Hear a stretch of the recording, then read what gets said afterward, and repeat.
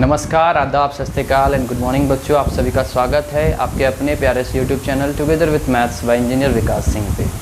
बच्चों, हम लोगों ने अपने क्लास 9th नंबर सिस्टम में पिछले लेक्चर्स में हम लोगों ने देखा था कि कैसे किसी non terminating but repeating decimal expansion को हम p/q के फॉर्म में एक्सप्रेस कर सकते हैं। और साथ साथ मैंने बच्चों आपको एक शॉर्टकट तरीका भी सिखाया था, जिस शॉर्टकट तरीका से आप आसानी से अपने ऑब्जेक्टिव क्वेश्चंस को कुछ ही चंद सेकंड्स में सॉल्व कर सकते हो। ठीक है, तो आज बच्चों हम लोग क्या करने वाले हैं, तो आज हम लोग स्टार्ट करने वाले हैं रिप्रेजेंटेशन का टास्क। ठीक है, आज हम लोग काम करेंगे रिप्रेजेंटेशन के ऊपर, जहां हम लोग सबसे पहला आज रिप्रेजेंटेशन पढ़ेंगे, representation of irrational numbers on the number line. तो हमारा सबसे पहला आज का जो टॉपिक है बच्चों, आज का हमारा पहला टॉपिक जो हम लोग डिस्कस करने जा रहे हैं वो क्या है, हमारा representation of irrational numbers on the number line. ठीक है, तो इर्रेशनल नंबर्स का रिप्रेजेंटेशन करेंगे नंबर लाइन पे, तो रिप्रेजेंटेशन करेंगे कैसे वो हमें सीखना है। देखिए, इंटीजर्स को रिप्रेजेंट करना नंबर लाइंस पे आप सबको जानते हो कैसे होता है। ठीक है,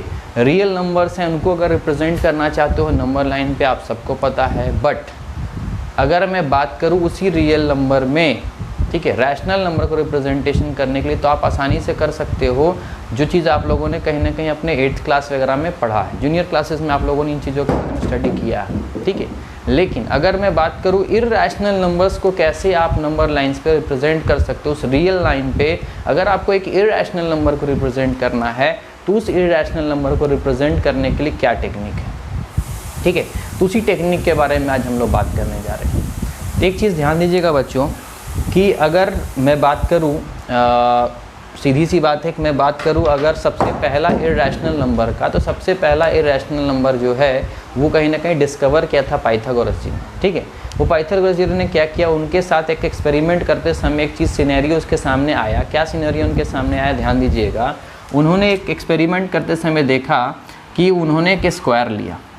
ठीक है, स्क्वायर लिया, और आप सबको पता है बच्चों कि स्क्वायर का हर एक साइड का लेंथ क्या होता है, इक्वल होता है। इट मीन्स अगर इस साइड का नाम मैं ए, बी, सी और D, A B C D नाम का मैंने स्क्वायर लिया, और इस साइड को मैं ए बी, इस साइड को मैं बी सी, इस साइड को मैं सी डी और इस साइड को मैं डी ए बोल रहा हूँ। ठीक है, और उन्होंने क्या किया, इन सारे साइड को एक लेंथ दिया, और उसको लेंथ कितना माना, 1 यूनिट। ठीक है, मतलब 1 यूनिट हमारा क्या है बच्चों, 1 यूनिट है हमारा स्क्वायर के साइड का लेंथ। मतलब ये भी 1 यूनिट, तो ये भी क्या होगा बच्चों 1 यूनिट, ये भी क्या होगा 1 यूनिट, और ये भी क्या होगा 1 यूनिट। ठीक है, तो ध्यान दीजिएगा चारों साइड का लेंथ कितना है बच्चों, 1 यूनिट है। ठीक है, अगर चारों साइड का लेंथ 1 यूनिट है, बिकॉज स्क्वायर है, चारों साइड्स का लेंथ आपस में क्या होगा, इक्वल होगा, तो 1 यूनिट है। ठीक है, और आप सब जानते हो कि स्क्वायर के हर एक कॉर्नर पे जो मौजूद एंगल है, उस एंगल का वैल्यू कितना होता है, 90 डिग्री होता है। ठीक है,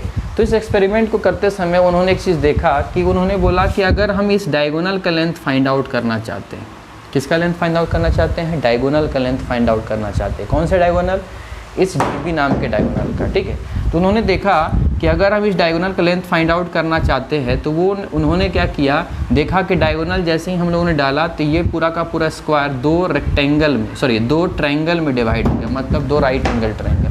तो उन्होंने देखा कि हमारा जो इस साइड वाला राइट एंगल ट्रायंगल है, उस राइट एंगल ट्रायंगल में उन्होंने क्या देखा बच्चों, तो उन्होंने देखा कि हमारा राइट एंगल ट्रायंगल का हमें ये बी सी डी, जहाँ बी सी का लेंथ हमें पता है 1 यूनिट, इसका लेंथ हमें पता है 1 यूनिट, तो उन्होंने बोला कि हमें इस स्क्वायर का डायगोनल का लेंथ पता करना है, या आप दूसरी भाषा में बोल सकते हो हमें इस रेक्टेंगल का, ट्रायंगल का, राइट एंगल ट्रायंगल का हमें हाइपोटेन्यूज का लेंथ पता करना है। ठीक है, तो पाइथागोरस जी ने अपना थ्योरम लगाया। ठीक है, कौन सा थ्योरम, पाइथागोरस थ्योरम। तो अकॉर्डिंग टू पाइथागोरस थ्योरम, ठीक है, अकॉर्डिंग टू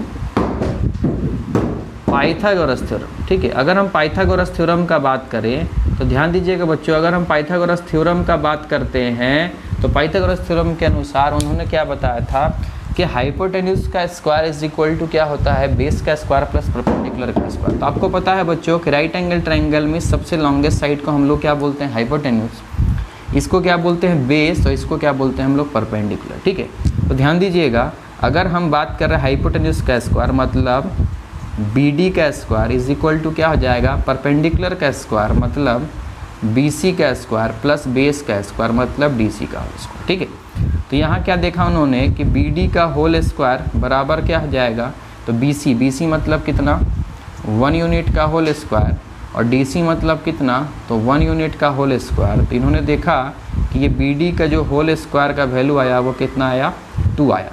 तो उस हिसाब से अगर उन्होंने देखा कि हम यहाँ से BD का वैल्यू निकालना चाहते हैं तो BD का वैल्यू कितना है बच्चों, तो यहाँ आ जाएगा √2, स्क्वायर हटा उस साइड गया तो क्या हो गया, √2। ठीक है, तो उन्होंने देखा कि BD का वैल्यू कितना आया, √।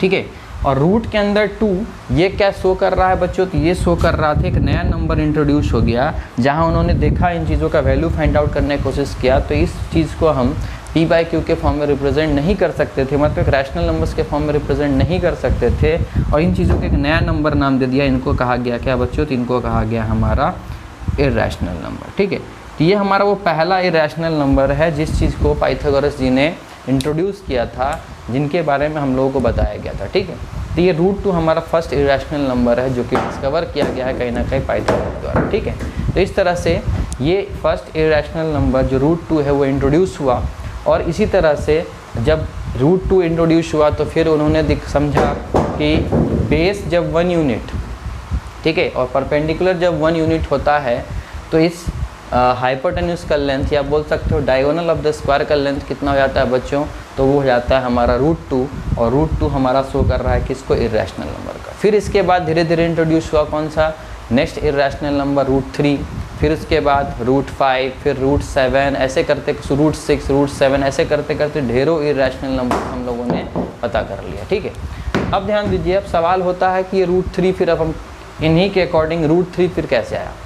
तो उन्होंने एक चीज़ देखा कि जब बेस 1 यूनिट हम रखे थे, परपेंडिकुलर जब हम लोग 1 यूनिट रखे थे, तो हमारा हाइपोटेन्यूस जो था वो क्या शो करने लगा, हमारे इर्रेशनल नंबर को। मतलब एक कंसेप्ट समझ में आया कि इर्रेशनल नंबर्स कहीं ना कहीं अगर मौजूद होते हैं तो वो हमेशा हमारा ट्रायंगल के हाइपोटेन्यूस पर रिप्रेजेंट होता है। मतलब irrational number is always represented on the hypotenuse of a right angle triangle. ठीक है, चलो अगर इससे एक चीज़ क्लियर हुआ कि हमारा irrational number hypotenuse of an right angle triangle पे दिखाया जा रहा है, रिप्रेजेंट किया जा रहा है, तो ज़रूर √3 भी हमारा एक ऐसा इर्रेशनल नंबर होगा जो कि पक्का हाइपोटेन्यूस पे ही आना चाहिए। चलिए देखते हैं, जी हाँ ये भी बात सच्ची है, वही होता है, ध्यान दीजिएगा। तो उनके लिए क्या किया गया, ध्यान देना, उसके लिए कंसेप्ट जनरेट किया गया। क्या, देखिए अगर √3 आपको प्रोड्यूस करना है तो ध्यान दीजिए, फिर से हम लोगों ने एक राइट एंगल ट्रायंगल लिया। ठीक है, और इस राइट एंगल ट्रायंगल में क्या बताया गया, ध्यान दीजिएगा, इसका मैं नाम रख देता हूँ PQ और R। ठीक है, इसका नाम मैंने क्या रख दिया, PQR। ये एक राइट एंगल ट्रायंगल है बच्चों। ठीक है, अब हमें एक नया √3 मान लो हमें रिप्रेजेंट कर रहा है, तो ये √3 भी रिप्रेजेंट कहीं ना कहीं होगा, तो कहाँ होगा, hypotenuse, because irrational number is always obtained on the hypotenuse of a right angle triangle.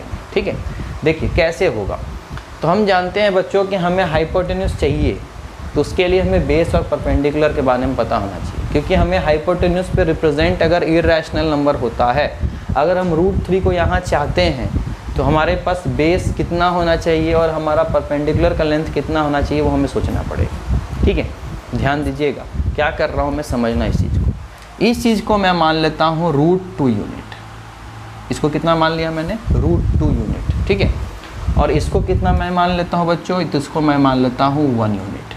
ठीक है, अगर ये √2 यूनिट, अगर ये 1 यूनिट है, तो अगर फिर से पाइथागोरस थ्योरम लगाया जाए बच्चों, तो PQ का होल स्क्वायर बराबर क्या हो जाएगा, QR का होल स्क्वायर प्लस PR का होल स्क्वायर। इट मीन्स आप बोल सकते हो PQ हमें फाइंड आउट करना था, तो हम लोगों ने PQ को ऐसे ही छोड़ा। QR का वैल्यू कितना है, √2 का होल स्क्वायर, PR का वैल्यू कितना है, 1 का होल स्क्वायर। तो इट मीन्स ये हो गया PQ का whole square is equal to 2 + 1। तो यहाँ हम बोल सकते हैं कि PQ का होल स्क्वायर कितना हो गया बच्चों, तो 3। तो इट मीन्स PQ बराबर कितना हो जाएगा, √3 यूनिट। ठीक है, यहाँ पे भी मैं यूनिट लिख देता हूँ, है ना। चलिए लेंथ है ना, ध्यान दीजिएगा। तो PQ का वैल्यू कितना आया, √3 यूनिट। तो आपको एक चीज़ समझ में आ रहा होगा कि ये √3 फिर से हमें यहाँ पे ऑब्टेन हो गया। ठीक है, और कोई तरीका से √3 ला सकते हो क्या, जी नहीं।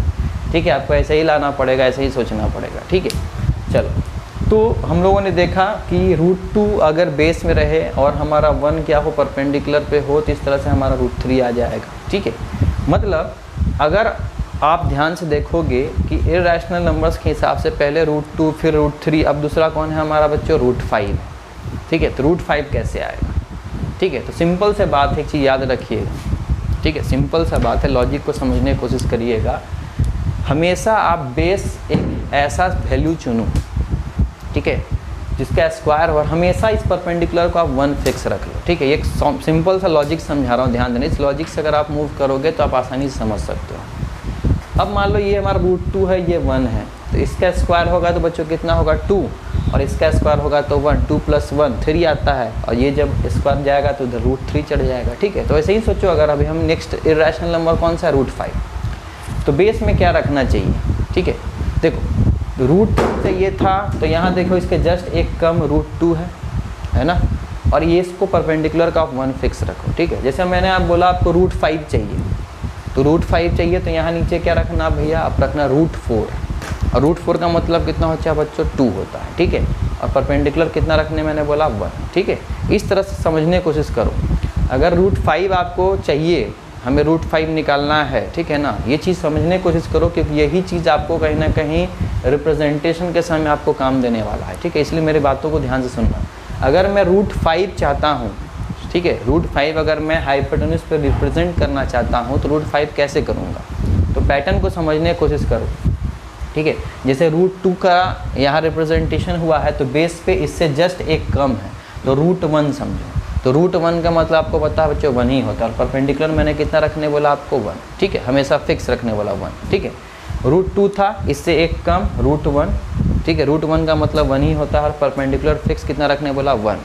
करो आप, देखो आपको खुद √2 मिल जाएगा। ठीक है, हमें अब क्या चाहिए, √3 चाहिए, तो नीचे बेस कितना रखना है, √2 रखना है, एक कम है ना रूट में, और ऊपर फिक्स रखना है कितना, परपेंडिकुलर 1 यूनिट। आप देख लेना पाइथागोरस थ्योरम लगा करके आपको √3 एग्जैक्टली मिल जाएगा। ठीक है, √5 चाहिए, √5 चाहिए तो क्या करना पड़ेगा बच्चों, ध्यान दीजिएगा। √5 चाहिए तो क्या करना पड़ेगा, तो मैंने क्या बताया आपको, बेस हमेशा ऐसा सेलेक्ट करो। ठीक है, मतलब इसका नाम मैंने रख दिया A, B और ये C। ठीक है, बेस हमें चाहिए कितना, हमें चाहिए √5, तो आपको क्या मैंने बताया, बेस हमेशा रूट में एक कम लेना, उससे √5 चाहिए, रिप्रेजेंट करना है √5 का, तो मन में सोचो बेस हमें कितना लेना है, √4, और इसको कितना 1 यूनिट फिक्स रखो। ठीक है, तो √4 का मतलब आपको पता है बच्चों कितना होता है, 2, तो इसको हम बोल सकते हैं 2 यूनिट, ये कितना 1 यूनिट।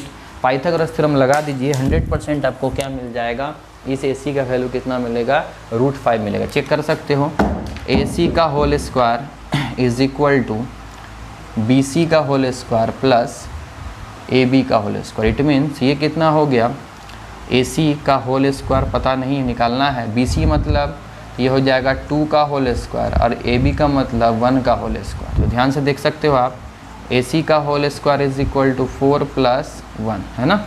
चलिए इस चीज़ को आप सॉल्व कर लो बच्चों, तो ये AC बराबर कितना हो जाएगा 5, है ना, AC का होल स्क्वायर बराबर 5, तो ये AC बराबर कितना हो गया, √5 यूनिट।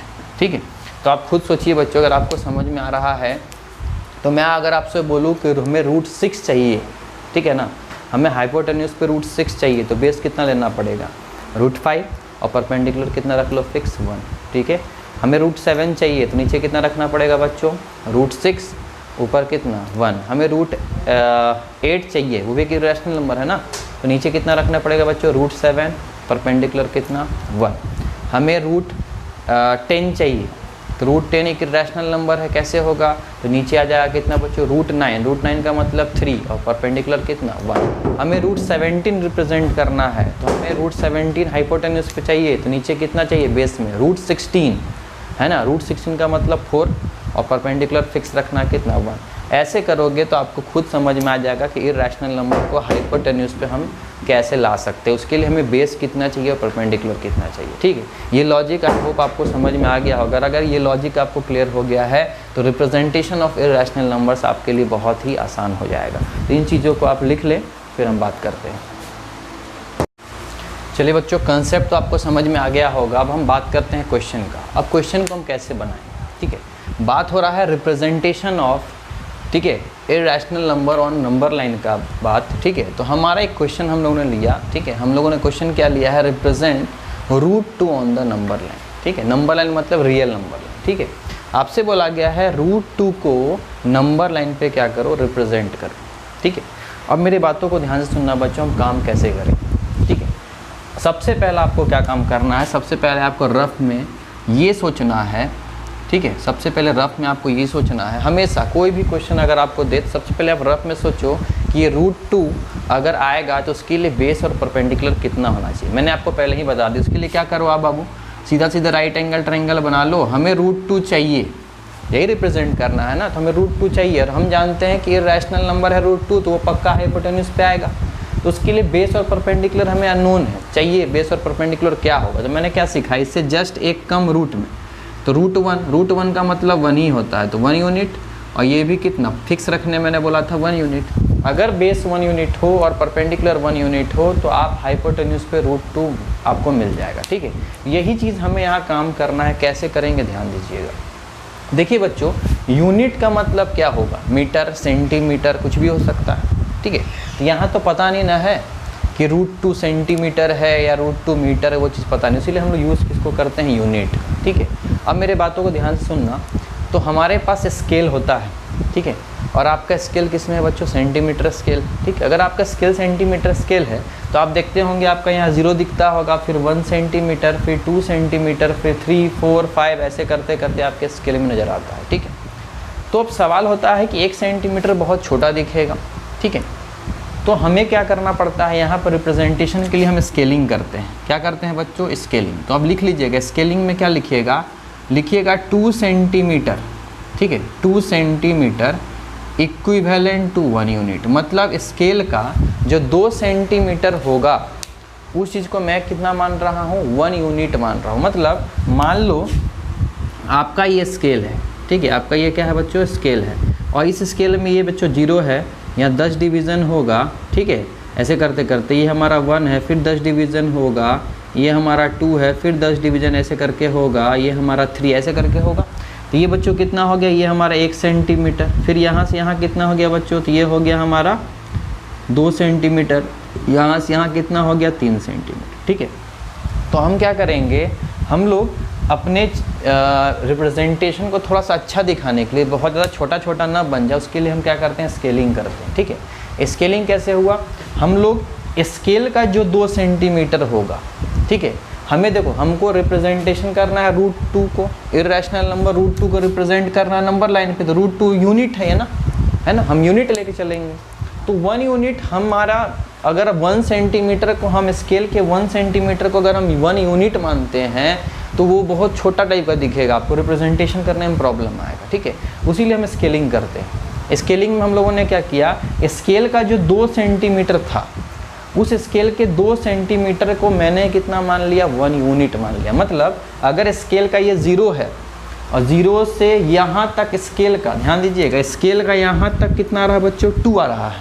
मतलब स्केल का जो 2 सेंटीमीटर होगा वो मेरे लिए क्या कहलाएगा, 1 यूनिट कहलाएगा, ठीक है। इसीलिए हम लोगों ने स्केलिंग लिख दिया है। स्केल का जो 2 सेंटीमीटर होगा मेरे लिए कितना है, 1 यूनिट। तो आप ध्यान दीजिएगा बच्चों, हमें बेस कितना चाहिए, 1 यूनिट। तो हम लोग स्केलिंग करेंगे और स्केल के 2 सेंटीमीटर को हम मानेंगे 1 यूनिट। तो स्केल का 4 सेंटीमीटर हमारे लिए कितना होगा बाबू, 2 यूनिट। स्केल का 6 सेंटीमीटर हमारे लिए कितना होगा, 3 यूनिट। कोई दिक्कत, चलिए अब ध्यान दीजिएगा। मतलब मैं यहाँ पे 1 यूनिट यहाँ ले लिया, ये मैंने दूसरा यूनिट लिया, ये मैंने तीसरा यूनिट, ये चौथा, ये 5वां यूनिट है, ठीक है। तो सेंटीमीटर स्केल के हिसाब से ये कितना सेंटीमीटर हो जाएगा, तो ये कुल मिला के 10 सेंटीमीटर होगा। देख सकते हो, 2 सेंटीमीटर का 1 यूनिट, फिर आगे और 2 सेंटीमीटर का और 1 यूनिट, फिर 2 सेंटीमीटर का और 1 यूनिट, फिर 2 सेंटीमीटर का और 1 यूनिट, ऐसे करके हम कुछ दूर तक ले जाएंगे, ठीक है। अब ध्यान दीजिए, इस रियल नंबर लाइन को, इसको मान रहे हैं क्या है, ये हमारा रियल नंबर लाइन है, ठीक है। और यहाँ हमें बेस सेलेक्ट करना है, क्योंकि हम जानते हैं हमें बेस कितना चाहिए, √2 दिखाने के लिए 1 यूनिट चाहिए। तो हम लोगों ने ये, ठीक है, बेस ले लिया कितना, 1 यूनिट। तो ये मेरा बच्चों कितना है, ये है मेरा 1 यूनिट। मतलब 2 सेंटीमीटर स्केल का हम लोगों ने उसको मान लिया कितना, 1 यूनिट, ठीक है। अब ध्यान दीजिए, हमको अब यहाँ पे बनाना है राइट एंगल ट्रायंगल। हमें क्या बनाना है? Right angle triangle. तो आपको बच्चों 90 डिग्री बनाने के लिए आता होगा, ठीक है ना। 90 डिग्री कैसे बनाते हैं? तो हमें मान लो बच्चों यहाँ ये 1 यूनिट है तो इस पर परपेंडिकुलर बनाना पड़ेगा। तो इस पर परपेंडिकुलर बनाने का तरीका क्या है? इस पर, ठीक है, प्रोटेक्टर रख लेना, और प्रोटेक्टर रख करके, चांद होता है ना बाबू, चांद रख लेना इस जगह पे, और चांद रख करके देखना 90 डिग्री कहाँ आता है, ठीक है। या दूसरा तरीका क्या होता है, यहाँ पे आप प्रकाश जो आपका होता है उस चीज़ को रख करके यहाँ से पूरा ऐसे घुमाना 180 डिग्री, ठीक है। और घुमाने के बाद फिर यहाँ से आर्क लेना, ठीक है, और आर्क बैठा के यहाँ काटना, फिर यहाँ काटना, फिर इन दोनों के बीच काट देना, ठीक है। और काटने के बाद ये देखोगे तो एग्जैक्टली आपका कितना आएगा, ये आपका 90 डिग्री आएगा। इन चीज़ों को आप लोगों ने सीखा होगा, कंस्ट्रक्शन जब आप लोग पढ़ रहे होंगे तो आप लोगों को 90 डिग्री एंगल बनाने के लिए सिखाया गया होगा। नहीं आता है तो आप डायरेक्टली प्रोटेक्टर का यूज़ करें, यहाँ प्रोटेक्टर रख करके देखिएगा 90 डिग्री कहाँ आ रहा है। जहाँ 90 डिग्री आएगा उस जगह आप डॉट मार करके, ठीक है, रख लीजिएगा, ठीक है।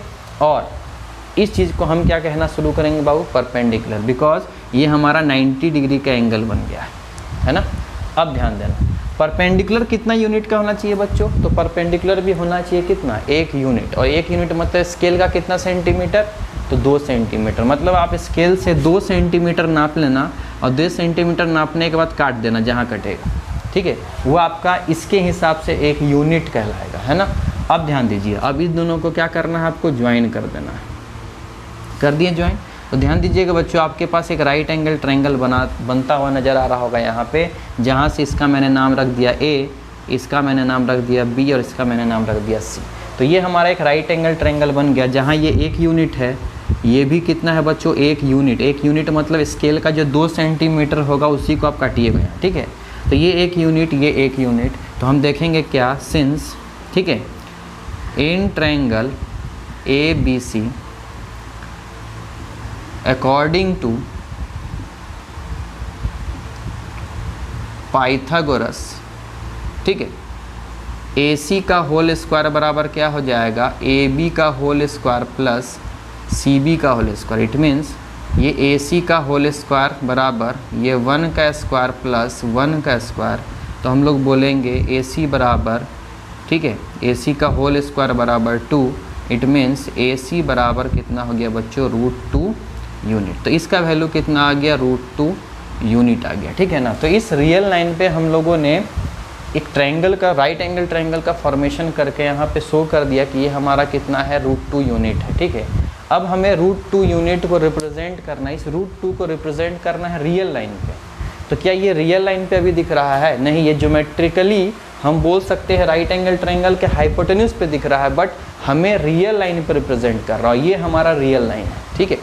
इस रियल लाइन पे कैसे रिप्रेजेंट करोगे बच्चों? तो कुछ नहीं करना है, आपको अपने प्रकाल को यहाँ रखना है। जो आपका डॉटेड पॉइंट होता है उस प्रकाल के डॉटेड पॉइंट को आपको यहाँ रखना है, ठीक है, ठीक है ना, समझते हो ना।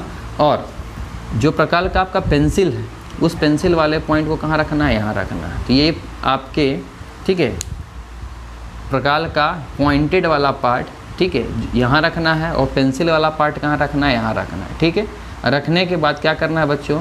आपको डॉटेड लाइन खींचते हुए इस नंबर लाइन को इंटरसेक्ट करवाना है, ठीक है। तो ऐसे रखा मैंने, और रखने के बाद ये डॉटेड लाइन से आपको क्या करना है?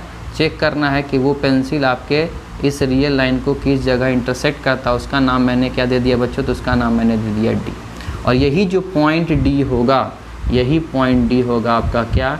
ये आपका होगा √2 यूनिट। मतलब आपका √2 मतलब इर्रेशनल नंबर, जो कि इस नंबर लाइन पे, इस रियल लाइन पे कहीं ना कहीं पॉइंट D के फॉर्म में दिखाई दे रहा है, ठीक है। आप देखना बच्चों, आपको पता है जब √2 का वैल्यू निकालोगे तो लगभग 1.41 के अप्रॉक्स कुछ आएगा, ठीक है, ये वैल्यू आएगा। और आप देख सकते हो 1.41 का मतलब कितना हुआ? 1.5 के आसपास। तो अगर ये 1 यूनिट है, ये 2 यूनिट है, तो इन 2 यूनिट के बीच यहाँ कहीं ना कहीं 1.5 यूनिट होगा। तो उस 1.5 यूनिट के जस्ट देख सकते हो थोड़ा सा पीछे है D, जो रिप्रेजेंट कर रहा है लगभग 1.41 यूनिट को। और यही हमारा क्या है? Irrational number. तो इस तरह से बच्चों आप आसानी से इर्रेशनल नंबर को रिप्रेजेंट करके दिखा सकते हो, जो कहीं ना कहीं मैंने यहाँ पे किया है, ठीक है। अब हो सकता है बच्चों ये कंस्ट्रक्शन का पार्ट है, कहीं ना कहीं थोड़ा यहाँ पे हम लोगों ने कंस्ट्रक्शन किया है, तो हो सकता है आपसे बोला जाए कि स्टेप्स ऑफ कंस्ट्रक्शन लिखो। तो स्टेप्स ऑफ कंस्ट्रक्शन में यहाँ पे हम लोगों ने क्या किया है बच्चों, तो यहाँ पे हम लोगों ने क्या किया है, एक नंबर लाइन ड्रॉ किया है, ठीक है, और वहाँ स्केलिंग कर दिया हम लोगों ने कितना 2 सेंटीमीटर, कितना 1 यूनिट, ठीक है। उसके बाद फिर हम लोगों ने क्या किया है बच्चों, हम लोगों ने एक बेस माना है CB नाम का, जिसका लेंथ कितना है 1 यूनिट है, और उस B नाम के पॉइंट पे हम लोगों ने एक परपेंडिकुलर ड्रॉ किया है, और परपेंडिकुलर ड्रॉ करने के बाद हम लोगों ने एक फिर से 1 यूनिट आर्क काटा है B पॉइंट पर रखने के बाद, और फिर C और A का हम लोगों ने क्या कर दिया है, मिला दिया है, ठीक है। और मिलाने के बाद, ठीक है, पाइथागोरस थ्योरम हम लोगों ने लगाया है। पाइथागोरस थ्योरम लगाने के बाद हम लोगों ने देखा कि AC का वैल्यू कितना है √2 यूनिट। फिर C पे हम लोगों ने उस डिवाइडर का एक पॉइंट रखा, और रखने के बाद उस डिवाइडर का एक पॉइंट जो हमारा पेंसिल का पॉइंट था उसको हम लोगों ने A पे रखा, और इस तरह से एक आर्क बना दिया हम लोगों ने। अब वो आर्क जहाँ भी हमारे रियल लाइन को कट करेगा वही पॉइंट हमारा क्या कहलाएगा, हमारा इर्रेशनल नंबर का representation on the real line, ठीक है। ये प्रोसेस, इस प्रोसेस को चाहे तो आप अपनी लैंग्वेज में लिख सकते हो, बाकी डिपेंड करता है, ज़रूरी नहीं है कि स्टेप्स ऑफ कंस्ट्रक्शन यहाँ लिख करके दिखाओ। बाकी जो हम लोगों ने किया है बस उसी काम को हम लोगों को एक लिखना है, तो लिख सकते हो। आई होप आपको उसमें कोई प्रॉब्लम नहीं आएगा, ठीक है। तो क्या मैं इस चीज़ों का स्टेप्स ऑफ कंस्ट्रक्शन लिख दूँ, अगर ऐसा आपको लगता है, ठीक है, तो लिख देता हूँ, ठीक है ना, उस चीज़ को आप ध्यान दीजिएगा। तो एक काम करते हैं, इस चीज़ को आप पहले अच्छे से आप देख लीजिए, ठीक है, फिर मैं एक और एग्जांपल लेता हूँ। नहीं तो काम करता हूँ, यहीं पे स्टेप्स ऑफ कंस्ट्रक्शन लिख देता हूँ। देखिए स्टेप्स ऑफ कंस्ट्रक्शन में पहला स्टेप मैंने क्या किया, ठीक है, मैंने पहला स्टेप क्या, draw a real line taking scale of 2 centimetre equivalent to 1 unit and mark points, ठीक है, चाहे हटाओ उतना रहने दो। Draw real line taking a scale of 2 centimetre equivalent to कितना 1 यूनिट। ये हम लोगों ने एक रियल लाइन लिया है जहाँ हम लोगों ने स्केल लिया है कितना का 2 सेंटीमीटर इक्विवेलेंट टू कितना 1 यूनिट, ठीक है। ये पहला काम हम लोगों ने किया। दूसरा काम हम लोग क्या किए बच्चों, हम लोगों ने क्या किया, we take a base CB of 1 unit on the real line, ठीक है। हम लोगों ने इस रियल लाइन पे एक बेस लिया है CB नाम का, जिसका लेंथ कितना है बच्चों 1 यूनिट है। ये तीसरा काम हम लोगों ने अब क्या किया, तो वी ड्रॉ अ परपेंडिकुलर, ठीक है, we draw a perpendicular on point B and mark a length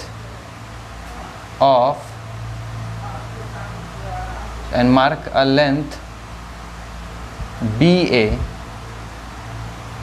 of 1 unit on the perpendicular side, ठीक है।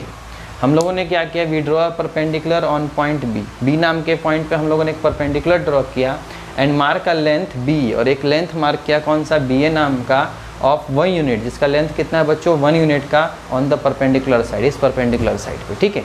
उसके बाद फिर चौथा पॉइंट क्या है, परपेंडिकुलर साइड पे नापने के बाद चौथा काम हम लोगों ने क्या किया, we join C to A। हम लोगों ने किसको ज्वाइन किया, C को A से, so that we get a right angle triangle ABC। कौन सा ट्रायंगल, ट्रायंगल ABC, ठीक है। हम लोगों ने CA को ज्वाइन किया, और CA को ज्वाइन करने के बाद हम लोगों ने एक राइट एंगल ट्रायंगल देखा, और उस राइट एंगल ट्रायंगल का नाम क्या हम लोगों ने रख दिया ABC, ठीक है। नाउ अब ये हमारा पांचवा स्टेप। नाउ अब हम लोगों ने क्या किया, इस ट्रायंगल ABC में अकॉर्डिंग टू पाइथागोरस थ्योरम हम लोगों ने AC का वैल्यू निकाला कितना √2 यूनिट। और छठा स्टेप में बच्चों हम लोगों ने क्या किया, taking a point C, taking, sorry ऐसे कर सकते हो,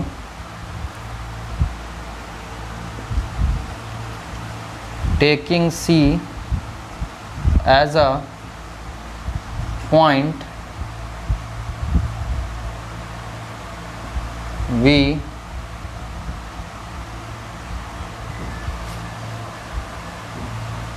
ऐसे कर सकते हो, taking C as a centre and radius of √2 unit, taking C as a centre, C को क्या मानते हुए, सेंटर मानते हुए, एंड रेडियस ऑफ कितना, √2 यूनिट, √2 यूनिट मतलब CA, ठीक है, ये जो लेंथ है आपका CA, उसी को हम लोग बोल रहे हैं ना। तो taking C as a centre and radius कितना, √2 unit, we produce,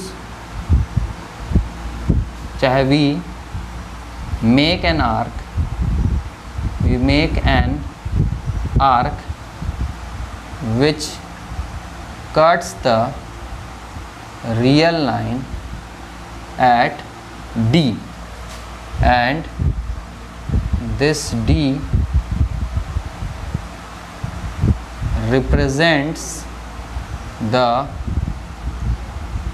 irrational number √2 on the real line, ठीक है। मैं एक बार रिवाइज करवा दे रहा हूँ, ध्यान दीजिएगा। सबसे पहला काम हम लोग ने क्या किया, एक रियल लाइन हम लोग ने लिया, ठीक है, जिसका स्केलिंग हम लोग ने कितना किया, 2 सेंटीमीटर बराबर 1 यूनिट, ठीक है। फिर हम लोगों ने एक बेस लिया CB नाम का, जिसका लेंथ कितना था, 1 यूनिट था ऑन द रियल लाइन, ठीक है। फिर we draw perpendicular on the point B and mark a point, ठीक है, and mark a length B, एक लेंथ BA मार्क किया जिसका लेंथ कितना है भैया, 1 यूनिट, ठीक है, on the perpendicular side. Now हम क्या करेंगे, ज्वाइन करेंगे C को A से, ज्वाइन करने के बाद हम लोगों को एक राइट एंगल ट्रायंगल मिल जाएगा, और इस राइट एंगल ट्रायंगल में हम CA का लेंथ फाइंड आउट कर लेंगे या AC का लेंथ फाइंड आउट कर लेंगे, ठीक है। अब इस C को सेंटर मानते हुए और इस CA को रेडियस मानते हुए, जिसका लेंथ कितना, √2 यूनिट, हम एक आर्क लेंथ ड्रॉ करेंगे, ठीक है। और आर्क लेंथ ड्रॉ करने के बाद हम देखेंगे कि आर्क लेंथ इस रियल लाइन को किस पॉइंट पे काट रहा है। अब वो जिस पॉइंट पे काट रहा है वो पॉइंट कौन सा है, D।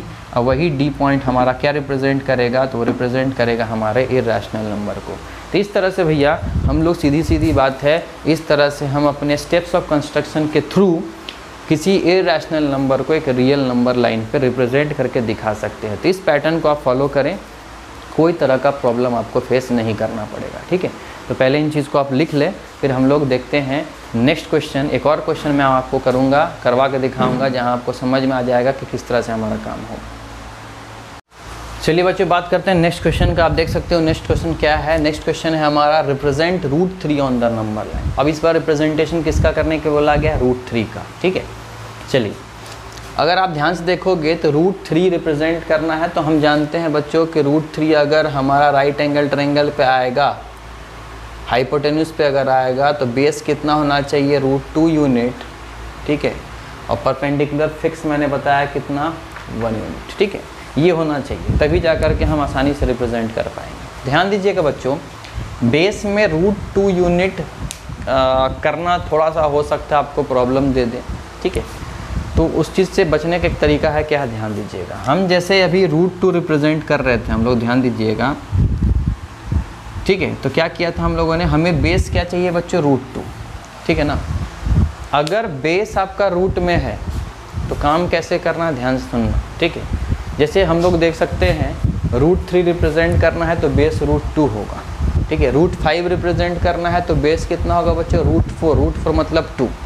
तो अगर बेस आपका इर्रेशनल नंबर ना रहे, ठीक है, एक सीधा साधा सा बोल सकते हो होल नंबर या इंटीजर, ठीक है, इस टाइप का वैल्यू रहे पॉजिटिव में, ठीक है, तो आप डायरेक्टली बेस यहाँ पे ले लेना, ठीक है। मतलब जैसे मैंने √5 रिप्रेजेंट करने के लिए बोला है तो बेस 2 यूनिट चाहिए, तो आप डायरेक्टली यहाँ 2 यूनिट ले लेना और 1 यूनिट डाल देना परपेंडिकुलर, √5 रिप्रेजेंट हो जाएगा।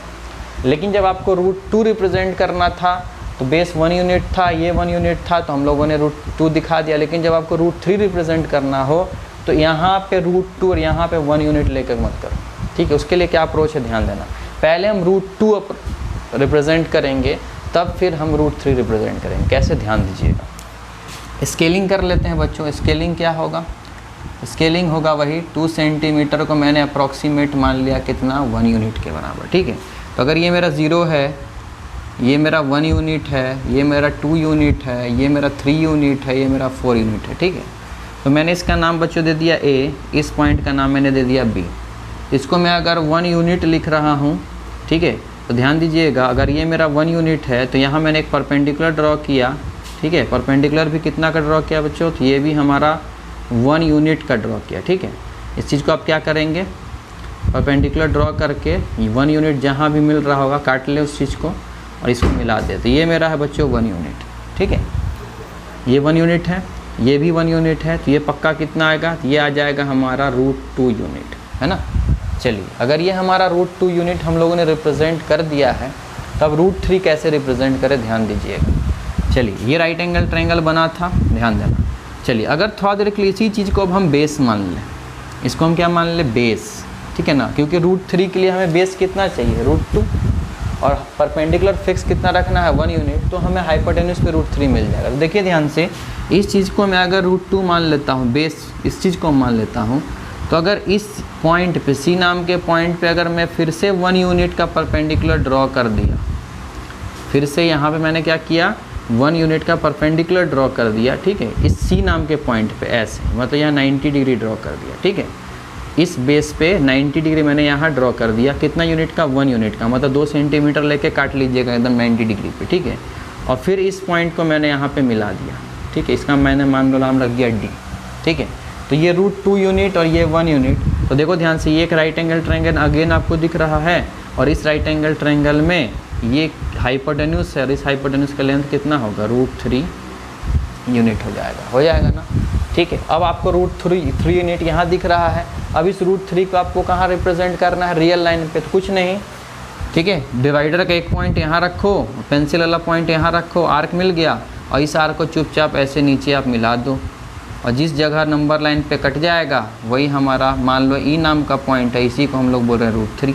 आपको पता है बच्चों, √3 का वैल्यू कितना होता है, 1.73 के अप्रोक्स कुछ होता है। तो देख सकते हो, मान लो ये मेरा 1.5 है, तो देख सकते हो ये 1.7 के अप्रोक्स यहाँ पे आ रहा है। मतलब हमारा रिप्रेजेंटेशन अगर रियल लाइन के हिसाब से देखा जाए तो एकदम परफेक्टली हुआ है, ठीक है।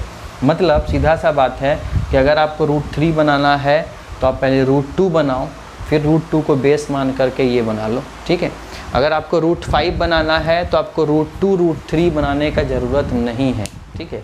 आप बेस में, ठीक है, √4 मतलब 2 को आसानी से रिप्रेजेंट कर सकते हो, कोई प्रॉब्लम नहीं आएगा, ठीक है। अगर आपको √7 बनाना है तो पहले आपको √5 बनाना पड़ेगा, फिर √6 बनाना पड़ेगा, फिर √7 बनाना पड़ेगा। बिकॉज √7 बनाने के लिए बेस √6 चाहिए, ठीक है ना। और बेस √6 हम यहाँ पर रिप्रेजेंट आसानी से नहीं कर सकते हैं रियल लाइन पे, ठीक है। तो याद रखिएगा इन बातों को कि अगर आपको √2 बनाना है तो वो तो बेस 1 यूनिट, मतलब सीधी सी बात है, बेस और परपेंडिकुलर आपको दोनों एक इंटीजर के फॉर्म में दिखाई दे तो आप डायरेक्टली बना सकते हो सिंगल बार में। लेकिन अगर आपको लग रहा है कि हमारा बेस और परपेंडिकुलर हमारा इंटीजर के फॉर्म में नहीं दिख रहा है, बेस हमारा रियल बोल सकते हो इरेशनल ही आ रहा है, तो उस केस में आपको लगातार रिप्रेजेंटेशन करना पड़ेगा। मतलब जैसे अगर हमें √2 रिप्रेजेंटेशन करना था तो 1 यूनिट हम लोगों ने ले लिया, कोई प्रॉब्लम नहीं था, √2 रिप्रेजेंट हो गया। लेकिन √3 रिप्रेजेंट करना था तो बेस कितना चाहिए था, √2, और परपेंडिकुलर तो फिक्स हमेशा रहता है 1 यूनिट। तो √3 रिप्रेजेंट करने के लिए यहाँ √2 और यहाँ 1 नहीं लेंगे, इसीलिए पहले √2 को मैंने रिप्रेजेंट किया, फिर किसको रिप्रेजेंट किया, √3, ठीक है। √4 तो इरेशनल नंबर नहीं है, ठीक है ना, तो इरेशनल नंबर उसके बाद कौन आएगा, √5। तो √5 रिप्रेजेंट करना है बच्चों, तो कुछ नहीं करना है, √5 रिप्रेजेंट करना है तो चुपचाप आप स्केलिंग कर लो, और स्केलिंग करने के बाद ये मेरा अगर 1 यूनिट है, ये मेरा 2 यूनिट, ये 3 यूनिट, ये 4 यूनिट, ठीक है। मान लो हमें फिर से हम लोगों ने वही स्केलिंग किया, हमें √5 रिप्रेजेंट करना है तो हमें बेस कितना चाहिए, 2 यूनिट। तो देखिए मैंने 2 यूनिट ले लिया, ठीक है। परपेंडिकुलर फिक्स कितना बच्चों, 1 यूनिट मैंने परपेंडिकुलर ड्रॉ कर लिया, और इस चीज़ को मैंने मिला दिया, ठीक है। तो ये कितना हो जाएगा 2 और 1, तो ये पक्का बन जाएगा √5। तो √5 चुपचाप ऐसे मिला देना, आपका √5 मिल जाएगा, ठीक है। तो ये √5 हो गया। अब √6 बनाना है तो पहले आपको √5 बनाना पड़ेगा, फिर इसको बेस और फिर 1 यूनिट परपेंडिकुलर मान करके आपको √6 ड्रॉ करना पड़ेगा। फिर √7 बनाना है तो √5 भी बनाना पड़ेगा, √6 उसके ऊपर बनेगा, फिर √7 उसके ऊपर बनेगा। सेम इसी प्रोसेस है जो हम लोगों ने यहाँ किया था, ठीक है। √8 बनाना है तो √8 बनाना है बच्चों, तो फिर वही प्रोसेस, पहले √5 फिर √6 फिर √7 फिर √8, ठीक है। √10 बनाना है तो फिर टेंशन फ्री हो जाओगे आप, बिकॉज √10 मतलब बेस होना चाहिए √9, √9 मतलब बेस 3 होना चाहिए, 3 हमें आसानी से मिल सकता है ना। तो इस तरह से आपको करना है, इस तरह से आप रिप्रेजेंटेशन कर सकते हो किसी भी इर्रेशनल नंबर्स को ऑन द नंबर लाइन, ठीक है। तो आई होप आपको समझ में आ गया होगा। अगर बाय द वे कुछ कंसेप्ट क्लियर नहीं हुआ है तो आप कमेंट सेक्शन में जाइए, वहाँ लिखे आप कि हमें कुछ समझ में नहीं आया। अगर नहीं समझ में आता है तो मैं कल जो नेक्स्ट लेक्चर होगा वहाँ और भी क्वेश्चंस ले करके आपको समझाने की कोशिश करूँगा, अगर बाय द वे आपको समझ में नहीं आया है तो, ठीक है। तो आप डेफिनेटली जाइए कमेंट सेक्शन में, अगर कुछ डाउट है तो आप लिखिए कमेंट सेक्शन में। नेक्स्ट आने वाले लेक्चर्स में आपको मैं ज़रूर समझाऊंगा कि कैसे इस चीज़ को और अच्छे से समझ सकते हो, अगर कोई डाउट हो रहा होगा तो, ठीक है। मैं अच्छे से हर चीज़ फिर से लिख करके समझा दूँगा आपको, ठीक है। चलिए अब बात करते हैं बच्चों, ये तो हमारा एक बेसिक चीज़ था, वो हम लोगों ने देख लिया। अब हम बात करते हैं अपने एक क्वेश्चन का, जो हम लोगों ने, मैंने पिछले लेक्चर्स में क्वेश्चन दिया था, आपको बताया था, पूछा था मैंने आपसे कि 2 गिवन नंबर्स के बीच सबसे ज़्यादा रैशनल नंबर हो सकते हैं या इर्रेशनल नंबर्स हो सकते हैं, ठीक है। याद रखिएगा बच्चों, अगर कभी भी 2 नंबर्स के बीच, ठीक है, मान लो हमारे पास ये एक नंबर है 1, एक नंबर है 3, और इन 2 नंबर्स के बीच आपसे पूछा गया है कि रैशनल ज़्यादा होगा या इर्रेशनल, तो याद रखिएगा बच्चों, इर्रेशनल नंबर्स जो होगा हमेशा ज़्यादा होगा रैशनल नंबर्स, ठीक है। होता तो दोनों इन्फिनिटी ही है, 2 नंबर्स के बीच इन्फिनाइट रैशनल नंबर्स भी होंगे और इन्फिनाइट इर्रेशनल नंबर्स भी होंगे, लेकिन सबसे ज़्यादा अगर होगा तो होगा कि हमारा इर्रेशनल नंबर। एक सिंपल सा छोटा सा एग्जांपल देता हूँ, ध्यान दीजिएगा। रियल नंबर्स मतलब बोल सकते हो पूरे नंबर्स का कहीं ना कहीं एक, ठीक है, मतलब एक पूरे वर्ल्ड ऑफ नंबर्स का बात करूँ तो वर्ल्ड के जैसा एक दुनिया की तरह काम करा रियल नंबर, ठीक है। और उस दुनिया में, ठीक है, 2 टाइप के लोग रहते हैं, एक अच्छे लोग और एक बुरे लोग, ठीक है। तो मैं थोड़ी देर के लिए रैशनल नंबर को अच्छा बोल रहा हूँ, बिकॉज रैशनल नंबर को हम लोग जनरली के अच्छे निगाह से ही देखते हैं, और इर्रेशनल नंबर को थोड़ा हम लोग ख़राब व्यू से देखते हैं, है ना।